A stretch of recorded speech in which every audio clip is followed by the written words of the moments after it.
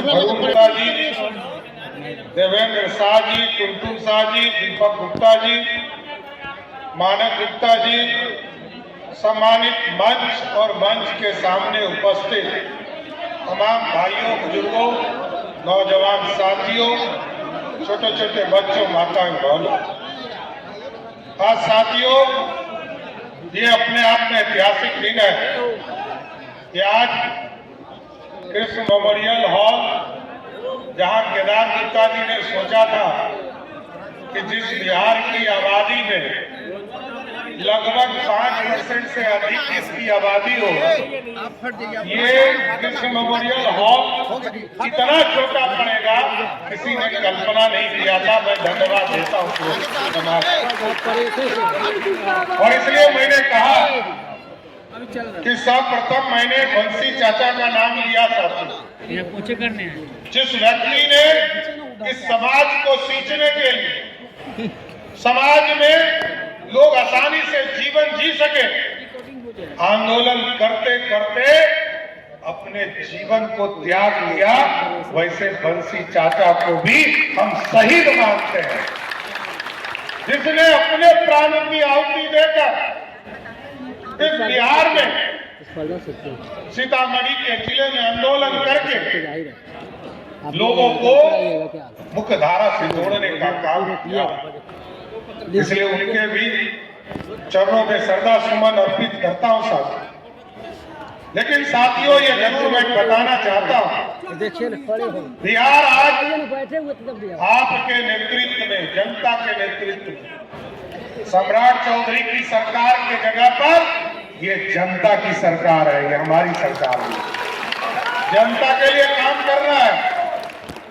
हम तो आप तमाम लोग, हम मेरे से लेकर जितने मंत्री विधायक बैठे सब आपके सेवक हैं। हमारे यहाँ कोई राजा का प्रथा नहीं है साथी, लेकिन मैं जरूर आश्वस्त करता हूँ बिहार की जनता को, बिहार के सपनों को साकार करने के लिए एक एक दिन, एक एक घंटा लगाकर बिहार के विकास को आगे बढ़ाने का काम करें।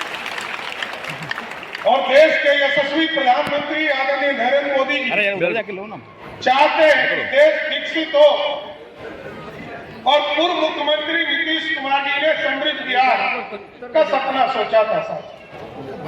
ये दोनों नेता ने जो सपना देखा, अब 25 साल जब 2037 में पूरा होगा बिहार का, और 2047 में जब विकसित भारत का सपना और 100 साल का भारत होगा, एकदम गारंटी देता हूं, ये बिहार बदला हुआ होगा और बिहार की आर्थिक स्थिति बदलेगी।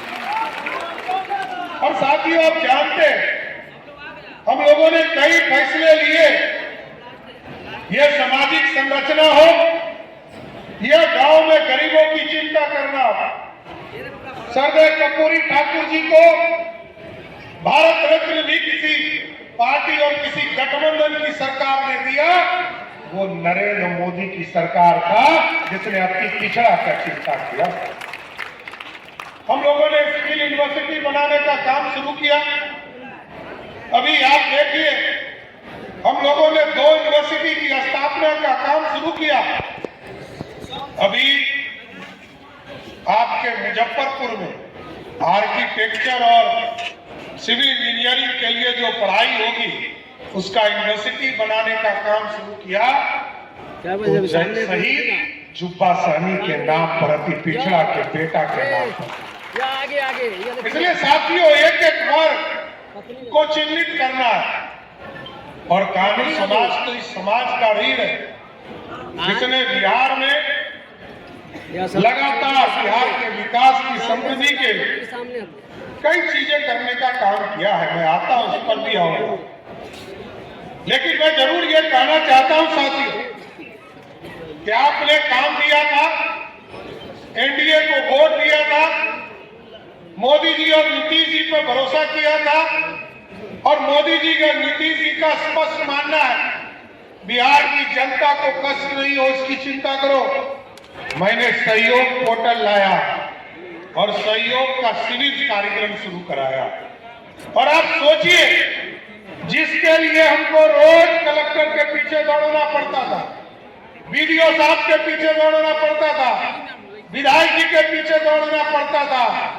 आज कोई भी व्यक्ति अपने घर से बैठकर सहयोग कार्यक्रम में, सहयोग शिविर में जुड़ जाता है और एक आवेदन दे देता है। भाई जैसे ही आवेदन देता, 10 दिन में यदि आपका काम नहीं हुआ तो 11वें दिन ये आपका भाई सम्राट चौधरी के कार्यालय से उसको सीधा नोटिस चला जाता है।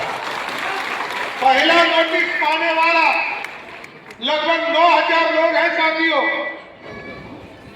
20 दिन होता है, 21वें दिन फिर मेरा दूसरा नोटिस जाता है और पहला नोटिस 9000, दूसरा नोटिस 350, 350 मात्र।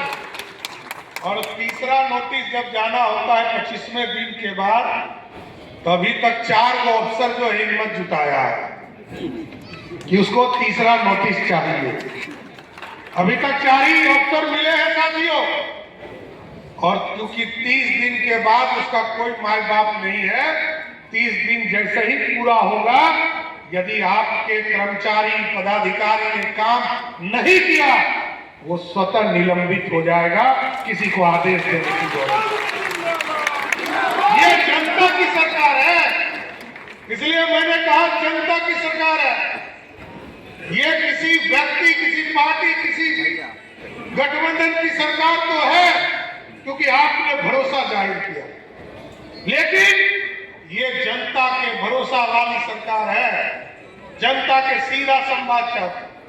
और आपने देखा 5,83,000 लोगों ने आवेदन किया, 5,33,000 निष्पादित हो चुके, और आगे जो बचा है साथियों 50,000, उसको भी 30 दिनों के अंदर कंप्लीट करने का काम हमारी सरकार करेगा। अभी हमने